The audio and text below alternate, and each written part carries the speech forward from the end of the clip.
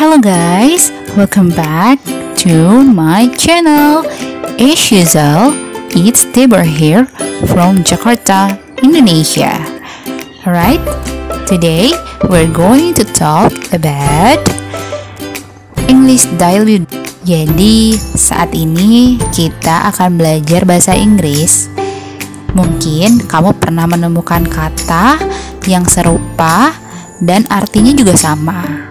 Tetapi meskipun artinya sama, penggunaannya tidak selalu sama juga loh. Sebagai contoh seperti home dan house. Artinya sama kan? Tetapi cara pemakaiannya berbeda. Nah, kali ini kita akan membahas hal ini dan saya akan memberitahu apa sih perbedaan kalimat-kalimat yang ada di dalam bahasa Inggris. Oke, salah satu tips kamu bisa menggunakan bahasa Inggris yang baik dan benar adalah memahami makna katanya terlebih dahulu. Yuk pelajari makna kata-kata yang serupa tapi tak sama di bawah ini. Alright, let's get started.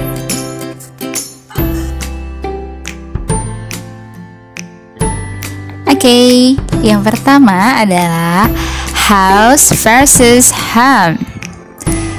Kedua kata ini memiliki arti yang sama, yaitu rumah. Tetapi untuk penggunaannya kita harus cermat loh. House biasanya digunakan untuk menunjukkan rumah sebagai bangunan fisik, yaitu sebagai tempat tinggal yang bisa kita lihat dengan mata. Sebagai contoh adalah my grandparents' house is very big. Rumah kakek dan nenek saya sangat besar. Sedangkan home digunakan untuk menunjukkan tempat di mana seseorang merasa nyaman dan berhubungan dengan emosional seseorang. Kata home tidak selalu berarti tempat hunian atau tempat tinggal, tetapi bisa saja dimanapun seseorang bisa merasa nyaman, itu bisa disebut dengan home. Sebagai contoh adalah home is wherever I'm with my family. Rumah adalah dimanapun aku bersama dengan keluarga. Oke, yang kedua adalah learn versus study. Antara learn dan study memiliki arti yang sama, yaitu belajar atau mempelajari. Learn sendiri memiliki makna mendapatkan pengetahuan atau kemampuan melalui belajar. Contohnya adalah my little brother learns how to ride bicycle. Adik laki-laki saya belajar mengendarai sepeda. Sedangkan untuk study memiliki makna membaca, menghafal fakta-fakta, belajar di sekolah. Contohnya, my sister studied history for exam. Kakak perempuan saya belajar sejarah untuk ujian. Untuk lebih jelasnya, coba perhatikan contoh ini. Misalnya, Budi dan Ani ingin belajar membuat kue. Budi belajar dengan membantu ibunya memasak kue di dapur. Ia belajar bagaimana membuat adonan, memanggang, maupun menghias kue tersebut. Sedangkan Ani belajar dengan rajin membaca buku resep, menonton acara TV memasak, bahkan mencari tahu mengenai bahan apa aja yang diperlukan maupun teknik memasak. Dari cerita tersebut, maka yang Budi lakukan adalah learn, karena belajar sampai mendapatkan kemampuan membuat kue. Sedangkan Ani melakukan study karena hanya belajar teorinya saja dan belum memiliki kemampuan membuat kue. Bagaimana? Are you got it?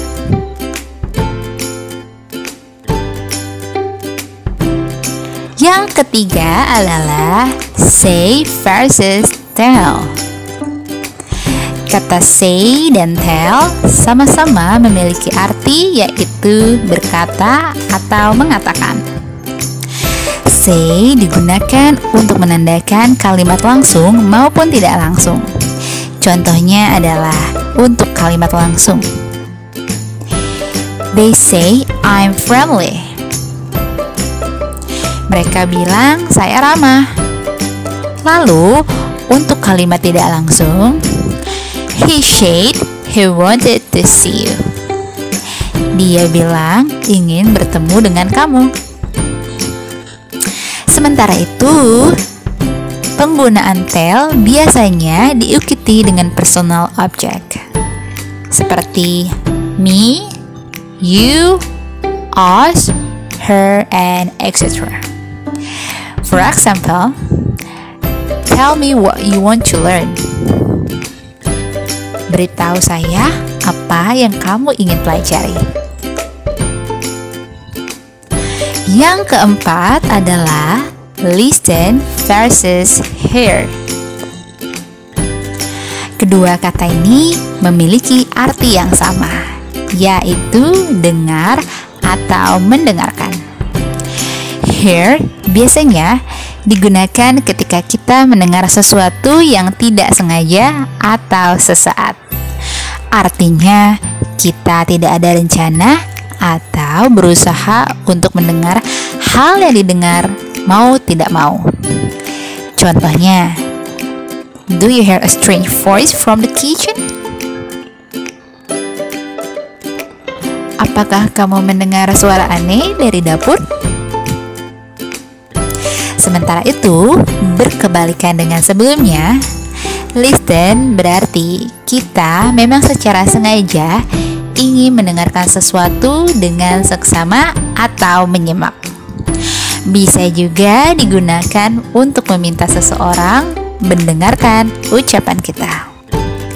For example, please listen to me carefully. Tolong dengarkan saya baik-baik. Yang kelima adalah much versus many.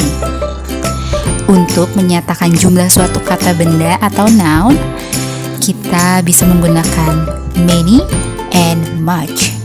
Tentunya kedua kata itu sudah tidak asing lagi kan di telinga kalian, dan terkadang bisa membuat kalian bingung dalam menggunakannya. Many dan much merupakan kata yang digunakan untuk menghitung suatu jumlah atau kuantitas. Kata many digunakan untuk menghitung countable noun atau suatu kata benda yang jumlahnya bisa dihitung, seperti pulpen, buku, mobil, dan lain sebagainya. Nah, sedangkan much digunakan untuk kata benda yang tidak bisa dihitung atau uncountable noun, seperti gula, uang, pasir, dan lain sebagainya. Terkadang kata many dan much diawali oleh kalimat tanya, how many, how much, yang fungsinya untuk menanyakan suatu jumlah atau kuantitas. Nah, untuk lebih jelasnya, berikut adalah contoh-contoh kalimatnya. How many novels do you have? Berapa banyak novel yang kamu punya?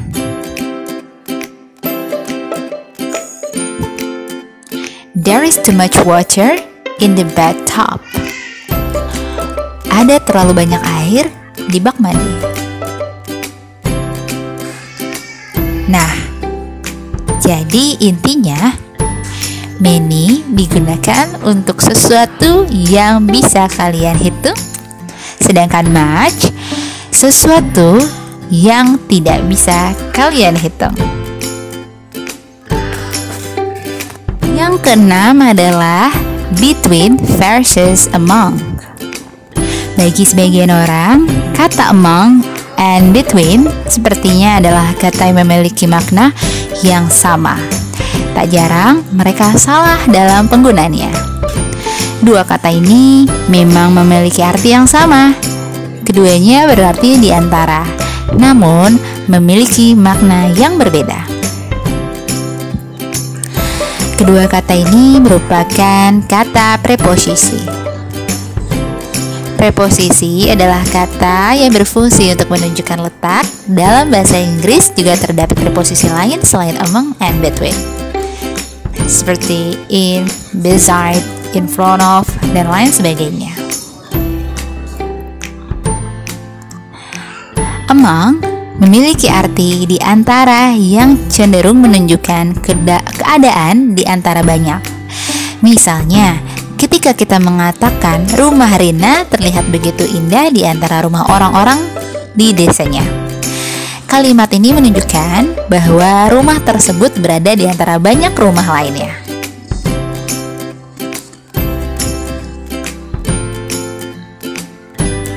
Sedangkan between juga dapat diartikan sebagai di antara. Namun, between digunakan untuk menyatakan sesuatu yang berada di antara dua pilihan atau benda. Contohnya adalah ketika kita akan mengatakan Sari duduk di antara Radit dan Ditya, maka kalimat tersebut dalam bahasa Inggris harus menggunakan preposisi between. For example, you will see a big building over there. The office is between post office and cafe. Kamu akan melihat sebuah bangunan besar di sebelah sana. Kantor itu terletak di antara kantor pos dan cafe. Yang ketujuh adalah stay versus live. Seperti yang kita ketahui, kata stay dan live memiliki arti yang sama, yaitu tinggal. Dengan arti yang sama, tak jarang banyak yang kebingungan ketika ingin menggunakan kata stay dan live. Jika kamu salah satunya, oke, yuk aku kasih tahu perbedaannya. Kata stay dalam bahasa Inggris ditunjukkan untuk tinggal sementara waktu atau dalam waktu yang singkat. Jadi, jika kamu sedang mengunjungi suatu tempat dan tinggal untuk beberapa waktu saja, kata yang tepat kamu gunakan adalah kata stay. Misalnya, untuk pergi bertugas dalam bekerja, sekolah, atau sebagainya. For example, I stay in Kampung Rambutan to spend my holiday for 2 weeks in Jakarta. Saya tinggal di Kampung Rambutan untuk menghabiskan liburan saya selama 2 minggu di Jakarta. Selanjutnya adalah live. Jika kata stay menunjukkan arti tinggal dalam sementara waktu, kata live digunakan untuk menunjukkan arti tinggal dalam jangka panjang atau menetap. Oleh karena itu, kata live digunakan juga pada kalimat tanya yang menanyakan tempat tinggal seseorang. Seperti, where do you live? Untuk memperjelas keterangan di atas, simak contoh berikut ini. I live in Jakarta. Jadi, perbedaan stay dan live terletak pada waktu tinggal di suatu tempat tertentu ya. Kata stay digunakan untuk menunjukkan tinggal sementara waktu, sedangkan kata live digunakan untuk menunjukkan tempat tinggal ataupun tinggal dalam waktu yang lama. Bagaimana? Sudah semakin paham perbedaannya kan? Semoga bermanfaat untuk kalian semua ya. Alright guys, I think that's all from me. Be sure to like the video and subscribe to my channel. I'll be uploading updates related about my channel. So, if you like and enjoy it, please give me a thumb up. Alright, see you in next video. Bye bye.